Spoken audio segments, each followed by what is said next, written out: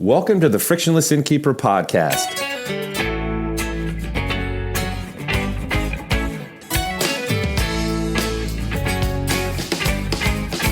Coming right up, fresh tips and insights from lodging professionals aimed at helping you improve your business.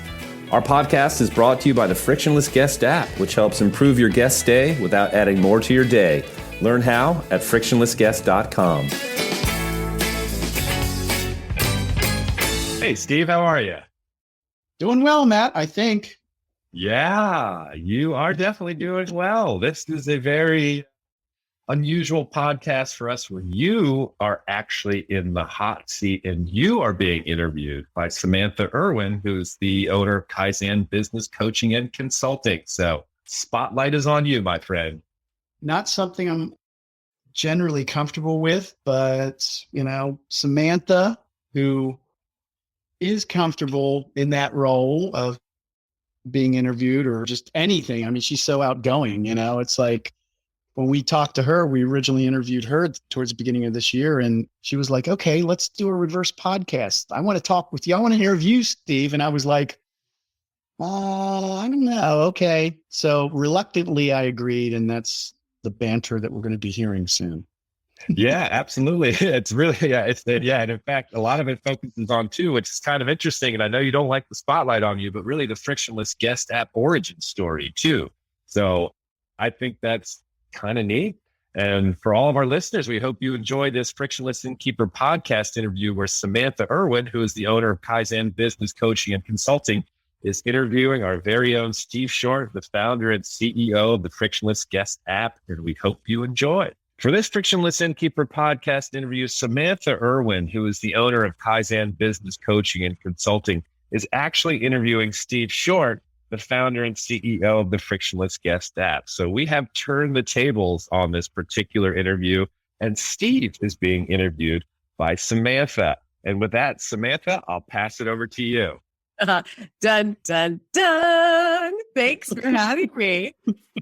I was a guest, and I thought after I talked to you and I heard your story, Steve, and what you're doing with the app, I thought we've got to turn the tables on you guys. So, I wanted to have this time to share with your listeners, kind of peek behind the curtain, I guess you will.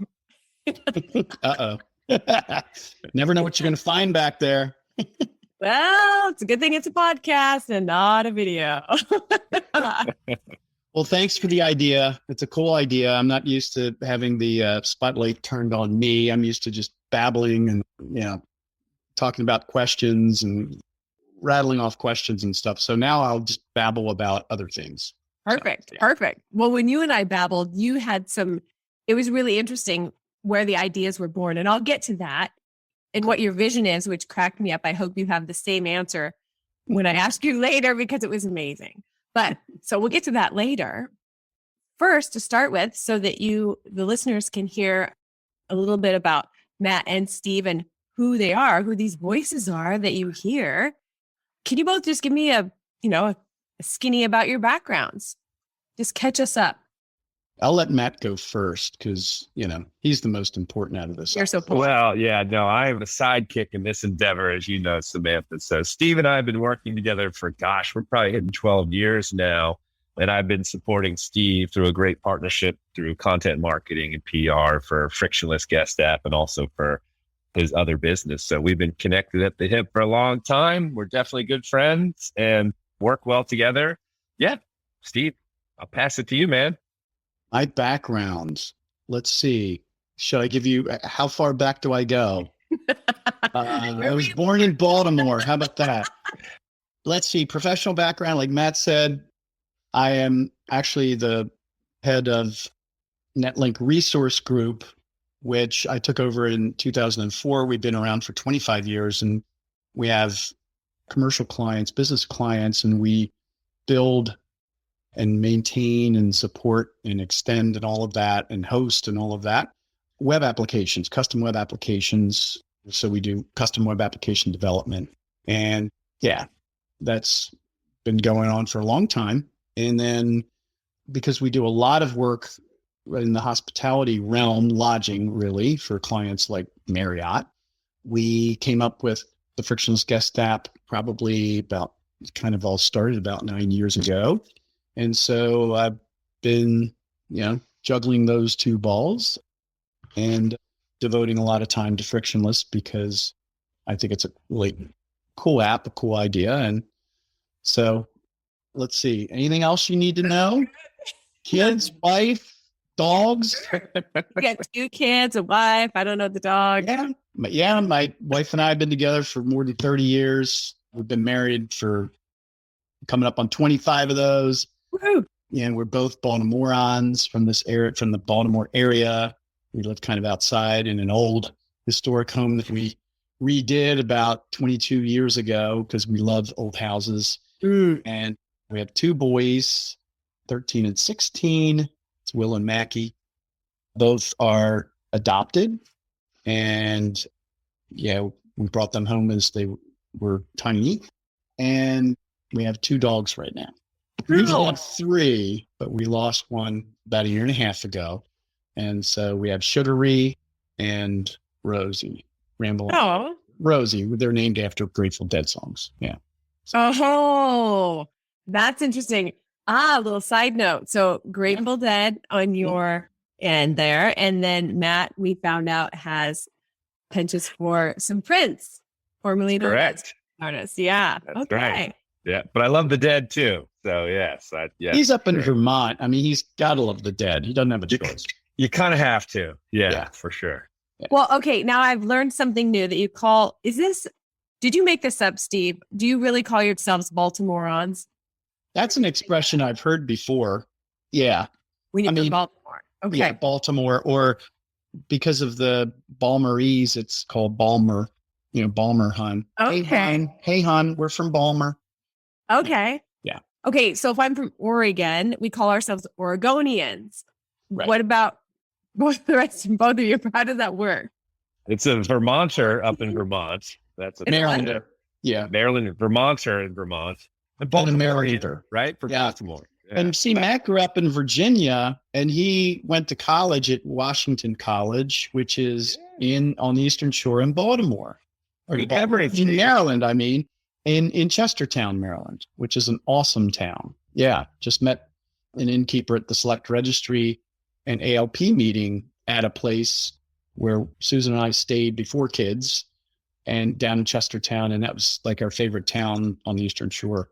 So Matt got to go to school there for 4 years. I sure did. I have a lot of Baltimorean friends from that era too, for sure. Yeah. So I love Baltimore. It was fun for me to go from Northern Virginia, which was suburban, to Washington College, which was rural, but also meet a lot of very cool people from Baltimore. I'm very fond of that area. Cool. Baltimorean. I like it. Yeah. All right. Sweet. Well, I'm glad that you gave a little bit of background about your family, because that definitely keys into the desire of what you have created with the app. But before I jump into that, so I remember from our conversation, you and your wife like to travel, but you don't necessarily, you prefer to stay at inns. Is that correct, Steve? How much traveling have you guys done? Yeah, I think that this goes back to like just a couple years after, we started dating or whatever. And I kidnapped her for a weekend, and we went down to the Eastern Shore. Love the Eastern Shore. It was St. Michael's, which is another beautiful town down there. And we stayed at a place. It wasn't really a bed and breakfast, but it was maybe a smaller hotel. And back then, I don't think we could even afford a bed and breakfast. But eventually, we would do, because we love historic homes, especially in historic areas, we would just take 3-4 day weekend trips to different places within 3-4 hours away. And so, over the years, it's funny because when I see prospective clients or clients of the app, I'll see it's really cool to be able to, just go online and say, oh, here's this place. And I'll be like, oh, we've been there, so I don't know how many different places we visited over the last 30 plus years, but it would be something that we would do many times throughout the year. And we always did a trip right before Christmas. That was always a cool thing. And we still do that now, but with kids, we go to Williamsburg. That's what we've been doing the bed and breakfast thing was not always an option, at least when the boys were younger. So, yeah, that's right. That's right. Matt, you'll have to jump back in. But if we didn't ask about your family, I didn't want to impose, but all they know now is that you're a Prince fan and you. So that's good. We'll leave a little mystery. Yeah, we'll leave it just at that. Yeah. Okay. Prince, and I love electronic techno music too, but trying to get Steve on board with that too, but it might take some time. Yeah. All right. Long time. A long time. I could tell that you guys have been friends for a while. I didn't know it was 12 years. So you guys have a great banter back and forth. Yeah, he hasn't made fun of me yet, Steve. You're being too kind today, but I guess you're holding back and waiting. Just wait. I'm waiting to pounce. I'm waiting for the perfect moment. Yeah. Oh, he's building anticipation and making us nervous. Yeah. Yeah. Great, Steve. Thanks. Oh gosh. Well, so I have a question for both of you. We owned a boutique hotel, right, and I ran it. It was 18 rooms, and we operated the Balch Hotel, right? Yeah, the historic Balch Hotel. I don't own it anymore, but I ran it like a bed and breakfast of sorts. So that's kind of how we got connected. I think you and I, Steve, connected through LinkedIn, and it was super fun to be on your podcast. So thank you. And I guess I also love traveling in spaces and staying in small inns. They have more personality. I hope nobody's going to skewer me, but like our big place has personality. Marriott, sorry, it's your client. Oh my gosh, I might have to cut this out. Yes, there's different needs for different, purposes. I stay at plenty of hotels as well. Yeah, that's true. It's true. Yeah. This is just niching down kind of thing. And one of the things that I am passionate about now is driving that customer experience and the engagement. And when we had talked about the app before I was on the podcast, I wanted a demo and you took me through it because I thought I should probably know about this. And what is it? And I'm naturally curious because my passion is about the customer experience. So just kind of walk us through you and be completely honest because we can cut this out if we don't like it. Right. Sure. Be completely honest. When you were traveling, you and your wife, where did the idea for this come? Was it out of frustration or inspiration or both? Kind of jump into that for us. Yeah, it was mostly out of frustration, I believe. I think it was just over time, it was frustration of having to do all of this research, as a traveler, as a guest, and saying, okay, if we're going to go to this town, is there enough stuff to see there? First of all, what, destination wise, and liking the whole historic home thing and do tours of historic homes. It's like, okay, what's there and are they open on the weekends or, what's the availability and timeline and all that stuff, but also, where do we go to eat, that sort of thing. So it would just take me a lot of time to get through a lot of disparate information, Googling things, just looking for stuff. And I'd also end up talking to the innkeeper a lot usually, and I almost felt like I was putting them out, being on the phone for half an hour to say, okay, so where should we go to dinner on Friday night? When we get in, and then what about Saturday? We'd like to have something a little more upscale, but we don't want to dress up. Can we walk to there? Where are these places located relative to the bed and breakfast? And so, so that was kind of the basic frustration of the amount of time it would take for me to prepare our trips, where to go to. That was based upon finding things that we could do and making sure there was enough to do there for 3 or 4 days. And then more specifically, I went up with a friend. This is back in 2013. I went with a friend to watch the Ravens. It was a playoff game the year that they won the Super Bowl. They played New England, and went up with a friend and his son. And we got in, we drove up, and that's about a 6-hour drive probably. We stayed in Providence, Rhode Island, and we walked into, it was a Hilton property, I think. And I said, it was about 6 o'clock. I'm like, okay, where can we go get a beer and something to eat? And they handed me this 2-page list of printed out of just, there was places to go to on each line. So I don't know, there might've been 60 places. And I'm like, okay. And so I came back from that trip and I was talking to our folks. I'm like, somebody has to Hilton. I mean, come on, they don't have the budget to build something that helps me get around and figure out. Plus, I don't want to just a list. I want to know what it is, where it is relative, because I want to walk out and I want to know what's good and what's not. I don't want crap on the list. I want stuff that I want on the list, right? So that was the aha moment or the frustration moment. So it was this general frustration about, okay, if I'm staying at a bed and breakfast in wherever we're going, I want to know what the locals know about what there is to do there.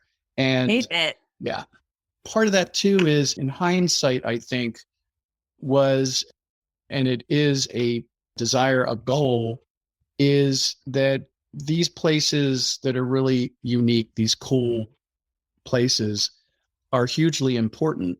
We're old house people, we're history people. We love that stuff. We love history. And we like unique places and real people in real places. And the only way those places are going to stick around is if there's kind of this partnership, where people work together. And so point me to the right places. I'm not going to go to Applebee's for dinner anyway, but still point me to the places that are good, that are unique, that, make me want to come back or tell our friends so that your town thrives, right? Yes. I love that so much. I'm getting excited. I can hardly contain myself. I mean, that's what it's ultimately all about. I mean, that's kind of the ultimate mission in my mind. That's bigger than the app, but that's what it's all about. Yeah. You don't want to be Anytown USA. I mean, yeah. And you don't want to get an encyclopedia. I am with you 100% on the encyclopedia list of here's the places to go figure it out. I'm like, I could have just do this research myself. So yeah. And how did the people get on here? Is it good? Is it not?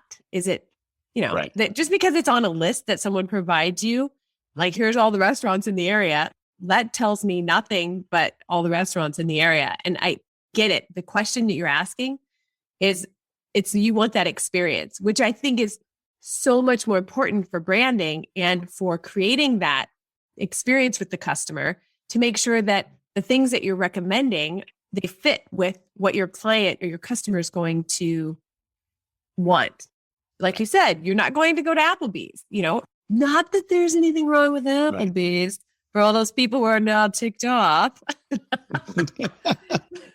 But if that's not the experience that you're looking for, that's not the experience that you're looking for. I agree. Right. Yeah, you should, in my opinion, I mean, that's a huge part of what the innkeeper, lodging professional, whatever the place is, that is really important. They should know what's good and what's bad locally.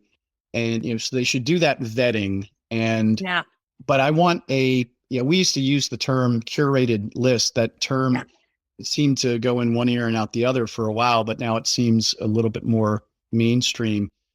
I want the innkeeper to curate, the places that I might want to go to. I don't want to have to start with Google. Now, of course, there's Google Maps now, and there's more information to be able to kind of see what's out there and ratings and all of that. But how do I know who's rated those things? Yeah. McDonald's probably gets a 4.5 stars, but so what? I mean, that's not what it's about. So yeah. And I think local businesses, innkeepers, whatever, I think they kind of keep up, or they should keep up with those relationships with other businesses and know what's going on, what's good, what's bad. And that's an essential part of the role of the innkeeper, in my opinion. I agree. We're about to go geeking out right here because I'm getting pretty excited about this conversation. I 100% agree with you. The trends are showing that the customer experience is a driving economic force, creating they're calling it an experience economy, right? For people want experiences, and Right.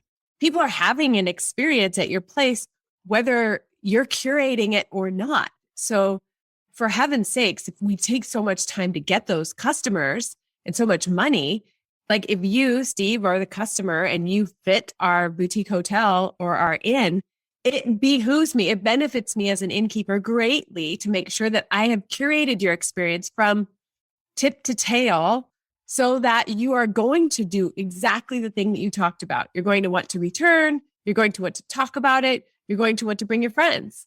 We're like preaching to the choir, baby, right now. Yeah. And I'll throw out another thought. And I remember saying this when I spoke at the ALP conference in Baltimore just a couple of weeks ago.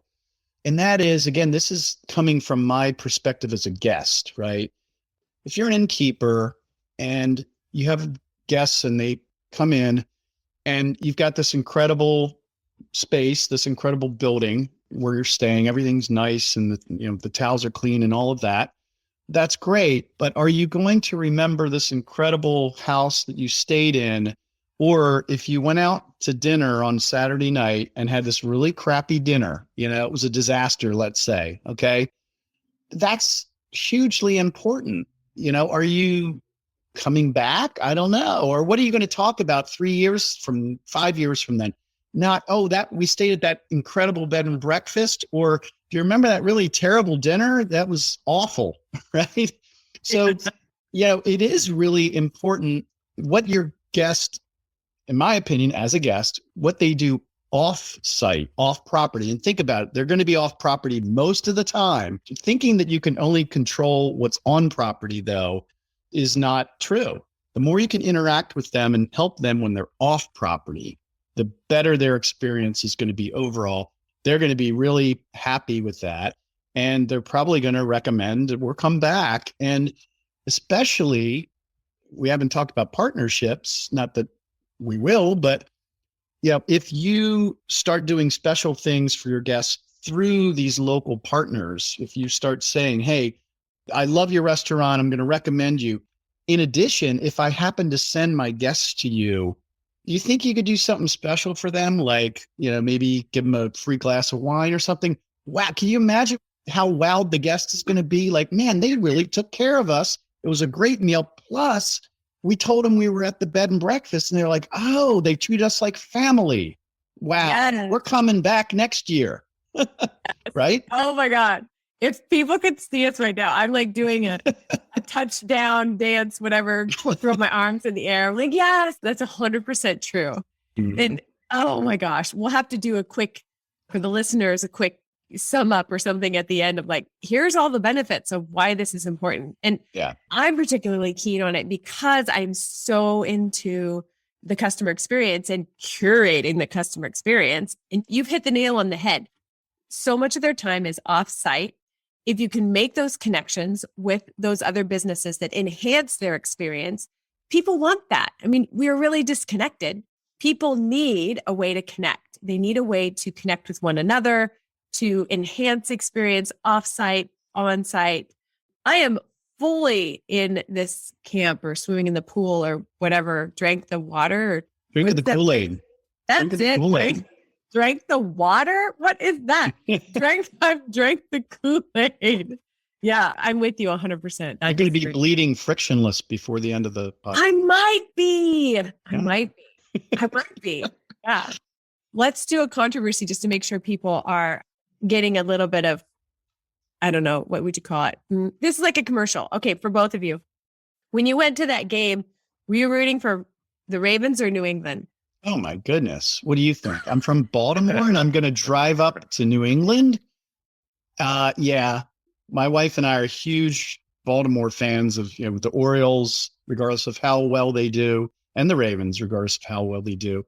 Yeah. And she actually, that year, I was going to go to the first game, which was against Denver, which was the Mile High Miracle. And she ended up going with her friend and saw that catch, she was right there on the 20-yard line when Jacoby Jones made that catch. And when, of course, we won in overtime, that was huge. So I ended up going up to New England, and then we both ended up together going to New Orleans to watch them win the Super Bowl. So yes, we're huge Ravens fans, massive Okay. Ravens fans. Okay, huge Ravens fan. Well, you never know. We've had season tickets for over 20 years. So. Oh my gosh. Okay. Okay. Yep. Well, it could have been a house divided. I don't know. Okay. Good to know. Matt, what about you? I guess What do you I'm care? probably more of a Washington, I guess they're called Commanders fan, but yeah, I don't really follow football. I didn't realize who was in the Super Bowl until like the day before. I was more excited that Snoop Doggy Dogg and Dr. Dre were performing with Mary J. Blige. So yeah, you asked me a football question and I kind of gloss over a little bit, but I would take the Ravens over New England for sure. Ooh, Definitely. Yeah. we're throwing Even though down. I live in New England, but you know, Baltimore's more of a hometown for me. So Oh God. I'm with Steve on that. Yeah. Okay. Good to Good know. job, Matt. Throw it down. Yeah. Throw it Yeah. down. Matt keeps his job. There we go. Right. I guess I should ask off this call and then maybe I would get a different answer. Ooh. No, Steve's been kind on this one. Usually he rails me a lot harder on these podcasts. So I'm waiting. He must have slept well last night or something. I don't know. Yeah. Yeah, I don't know what it is, Yeah. but Yeah. You're being too nice. I know. Yeah. It's because I'm out of sorts here. I'm being interviewed. I'm not used to being interviewed. I'm the one asking questions. I mean, you can see I've got a Q on. My wife got me this mug with a Q on it because Q is my nickname because I ask a lot of questions. That's where it comes Yep. from. So Oh, I'm the That's it. nickname from college. I'm the question man, became Q man. Now it's just Q pretty much, but that's okay. yeah. Correct me if I'm wrong, but isn't Q that lady with the big glasses in The Incredibles? You mean the one that designed the no capes? That one? Yeah. No, I don't know. The Qs that I know are Q from Star Trek, who does all the gadgets and stuff. Not Star Trek, from Star Wars. from James Bond. Q was the God. guy from James Bond. Please cut this Yeah. part out because if my husband listens to this and has me fumbling about Star Trek and Star Wars, he's going to go, "Ah." Well, and then the other Q is Star Trek Next Generation, which I never really watched, but he's supposed to be like omnipotent or something. Oh, for heaven's sakes. He would show up my- every once in a while and then, I don't know, do something, tell him what to do or something. I don't know. So Oh, I'm sorry. I'm bad at pop culture stuff like that. Yeah. Head in the sand, not on TV. Sorry. Disclaimer. Sorry. All right. Let me see. I better get back on track. What was my next question for you? Matt. Okay, now I'm going to dig into Matt because There we Matt's go. not. Matt, you should still have the role of kind of overseer, kind of facilitator here, right? I mean, keep her on track. Come on, Matt. You do that with me. You try to do that when I'm asking the questions. Cool. Well, then I think we're at the point now where you, what do you want to see it becoming? What's your vision for the future? Whatever, dude. Yeah. That was what I was going to ask. There That's you my- go. See, she has the same talking points. Roughly Yeah. as I do. Now then, Yeah. I'm just saying, keep her on track. Don't ask the questions, though. Go ahead. No. Go ahead, Yeah. Samantha. You can do it. I'm here with these alpha males, and here I'm an alpha female. This is great. Well, Steve, what do you see the app becoming? What's your vision for the future of the app? The vision for the future of the app. Nature. Well, I would just like it to be used by, I'd love for this to be, first off, the best, basically the best guest experience app out there. Okay. And then, I mean, it's one thing to be great, or good or whatever, what it is, but I want to see it used. You put all this time into creating something, you have this vision, and then, we've got so much time into developing it and then marketing it more recently. And it's like, you want to see it being used. You want people to get value out of it, whether it's guests, properties, or local businesses, so that's my hope, my vision and my hope, I guess, for the future. And, Okay. and I would say that, we started off as wanting to provide this app where innkeepers, lodging professionals could provide recommendations and get that in the hands, easily accessible to their guests. But kind of the larger goal is to allow for guests and properties to interact, basically. So we've evolved it, beyond just a one-way conversation between the property and the guest. And now we've tried to make it so the guest can, like we've added ordering so that the guests can order breakfast or whatever, revenue generating stuff, whatever offerings there are at the property, acknowledging that properties need to make money. And then we've recently allowed for messaging, which is now a two-way conversation. So we started off where properties were talking to the guests by just kind of pushing the information out there, making it accessible. And then we heard from our clients and saying, well, it'd be great if the guests could tell us kind of what they want. Okay, well, we're going to do ordering.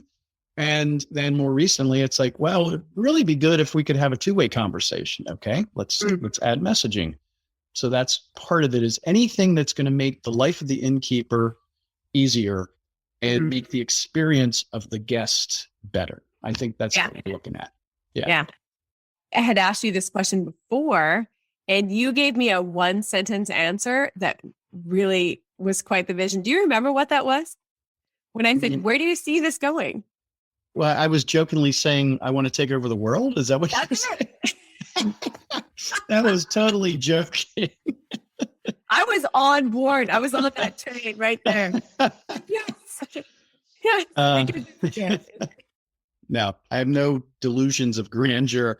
I just, like I say, I just want it to be the best thing it can be and for it to really get use and provide value. I really do. Seriously. And I think that you're hesitating because you're thinking my question is of a personal self-promotion, that you're like, I want to take over the world.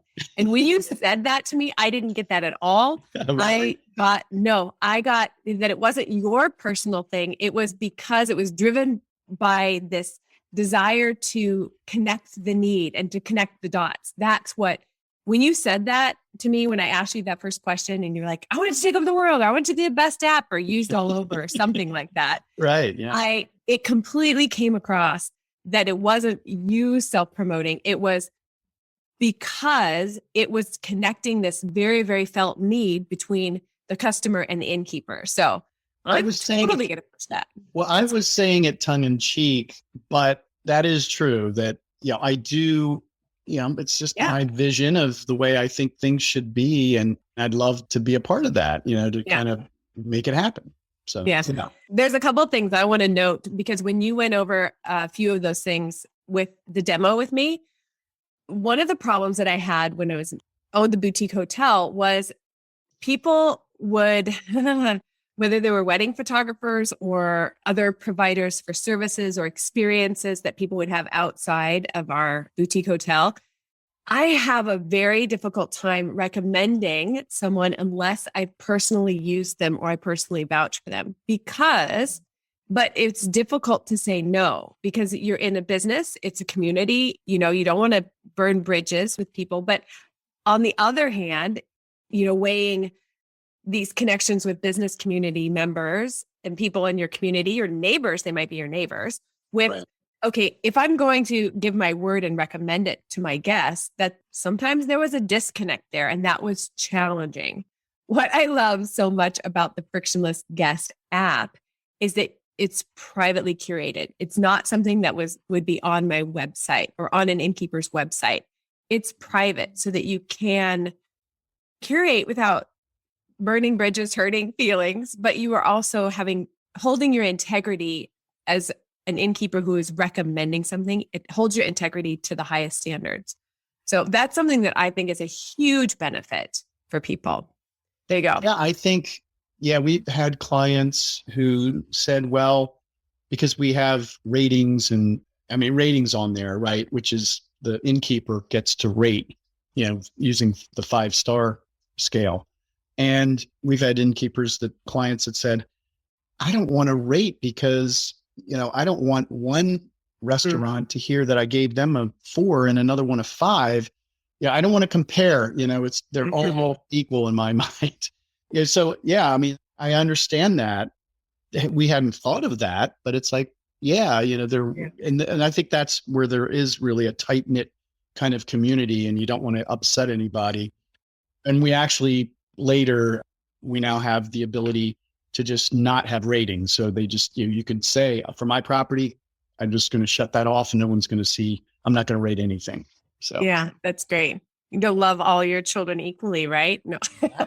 No, they have different skills. That's okay. We love them differently. Exactly. The other thing that you had talked about that I hope people take away from this conversation, that one of the other gold nuggets that you talked about was connecting, say, you're in with your favorite restaurant. And when we had the hotel, we were approached by a local historic restaurant who gave us and this is back in the day, right? You can use like those QR codes now, but this is back in the day when we had actually a business card from them. They would give us their business cards with the name of their restaurant on it.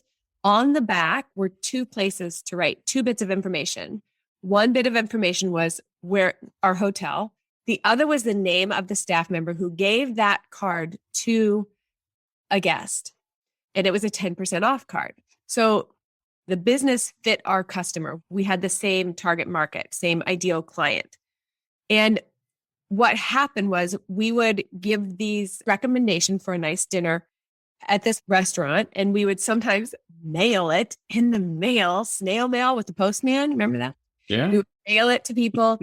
If people went to the restaurant and they had forgotten their card, all they had to do was say that we sent them and they would get the discount, which was great. So this is a great added value because it enhances our customers' experience. And for them, you might be thinking, well, that's sure great for the restaurant, but what about you? It enhanced their experience. Then what they did, I don't know what their magic number thing was behind the scenes, but they took those cards and on occasion, myself or a staff member, depending on how many you had sent out, we would get a gift certificate for like a dessert or something in lunch so that our staff would go into the restaurant, eat something, and better be able to make a personal recommendation about what they liked to our guests. It was this full circle, great enhanced thing. And I think that you touched on that earlier, and that's the partnership thing. Giant, that the app can do. Giant, huge added benefit. Yeah. Yeah, definitely. And, that's it. I mean, I did something with ALP last year at the virtual conference, and it was about partnerships.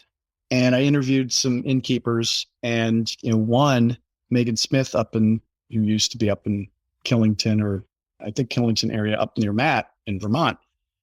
She talked about, and you talk about this, Samantha, with what you do, and that is get out of the business and work on the business, right? Well, for an innkeeper, her point was she stopped with all of the hands-on stuff that it takes and all the difficult things it takes to be an innkeeper, and got out and talked to other businesses and got to know them and got out into the community and the business community. And things just started happening because of these partnerships, whether it was something that was established in writing or not even in writing, but hey, if you do this, I'll do this for you. It wasn't even like that. It's just that, but you got to get out. There has to be this recognition that, like, hotels, for example, have marketing people, right? Like social media and all of this stuff where they're so tied up in the marketing. Well, they should have like a marketing manager in my mind, there needs to be an experienced manager, or for the smaller innkeeper, they need to work on partnerships and experience offsite. It's hugely important. And you're right. It's a cyclical thing to be able to go to those places and vet them, not just because, hey, I'm going to check it out like I'm some incognito person who's doing the foodie who's doing the write-up in the local magazine or local paper or whatever. But no, hey, they're inviting me in, and we're getting this extra benefit of a discounted meal so I can get to know them better and get to know what they offer better so that I can now recommend that to my guests. I can, instead of just saying, go here, I can actually give a detailed write-up, using our app, for example, that says, hey, I tried this, I tried the steak and it was awesome. Or, the homemade apple pie is to die for, or whatever. You're only going to know that if you experience it. You got to get out and you got to create those relationships and have those experiences yourself in order for you to know what experiences to recommend to your guests. You got to put the time in. You got to get off property. 100%. 100%. Yep, I agree. The last point I wanted to make about, had this app been out when we had our boutique hotel, I would have 100% been using it. It's hard to be an innkeeper. There's so much to do. You're doing so much of it on your own. And it can be exhausting. It's all output. And by the time sometimes you've done all the quote work on the business, it can get tiring to answer the same questions all the time. So for me, I found it much more interesting for my day-to-day work was to find out about my guests and ask them questions. And my staff was doing the same thing. We ended up with a small team of people. And one of the things, I have guests that came back 10 times, but maybe I wasn't there. And maybe I have a new front desk person that doesn't really know a whole lot. Well, with the app, it would have been great because they get asked those same questions, whether the guest is new, if they're older as in repeat guests, Right. They still expect the same quality of experience, even more so if they're a repeat guest. And so I don't want that quality to go down just because I have a brand new person that doesn't know a whole lot about what to recommend or whatnot. And also when I'm capturing that new client that's come in, it would be such an added value for especially a new worker, because I've been with you. We went to a restaurant, they were busy. And so my girlfriend and I, we said, well, do you recommend another place? And both of these women looked at us with blank stares. And I thought, okay, I get it. We're a different generation, but my goodness, this is not a hard question. Like, what could we go to that's, meets these criteria? And they couldn't tell us. So I think it's a huge, huge benefit for businesses to be able to equip and help their staff members to provide that great experience. So yeah, there you go. Matt, do you have something else you would like to add before I ask you guys your questions? No, I think that's good. I think you covered up on everything. Samantha, wonderful job. We might just have to do all of our podcasts with you running the show here. This is amazing. Well done. So are you saying that you have more questions, Samantha? Well, I believe in your podcast, you usually ask 3 questions at the end and you kind of, Oh my goodness. Oh my God, Steve just rolled his eyes. Well, I just, want to make sure that I figured this has already been too boring for most. That's just always my perception. Like nobody wants to hear from me or my story, right? So as long as it takes less than 5 minutes, how about that? I don't want it to go too long. So okay. Yeah. Okay. That is so funny. So the first question is, what is your favorite part of Matt? My favorite part of Matt? Yep. Oh, The God. fact that I can give him a hard time and he takes it. There you go. Yeah. Okay, Matt, how about you? What's your favorite thing about Steve? Oh, man. I think my favorite part about Steve is just really our relationship together and just working with him. Of course, we joke about him teasing me and stuff, but I don't know. We do a lot of good creative work together. We always tend to have a good time and laugh on every status call that we do. And it's just refreshing and nice. I enjoy that. Yeah. Excellent. Okay. We have a good time. Yeah. Next question. Of your Frictionless Guest App users, what 1 or 2 inns or boutique hotels, whatever they are, who would you say, who are the 1 or 2 inns or users that use it that are really doing a bang up job utilizing it? Wow. Gosh. And I don't know every single one, but I would say there's a couple. I mean, we get a lot of interaction and feedback from like Julie McCafferty of Green Lake Guest House out in Seattle and her husband, Blake, I believe. I'm going to get that wrong. It might be Blaine. Sorry. And then Randy Bangs, who has a couple properties out in Wisconsin.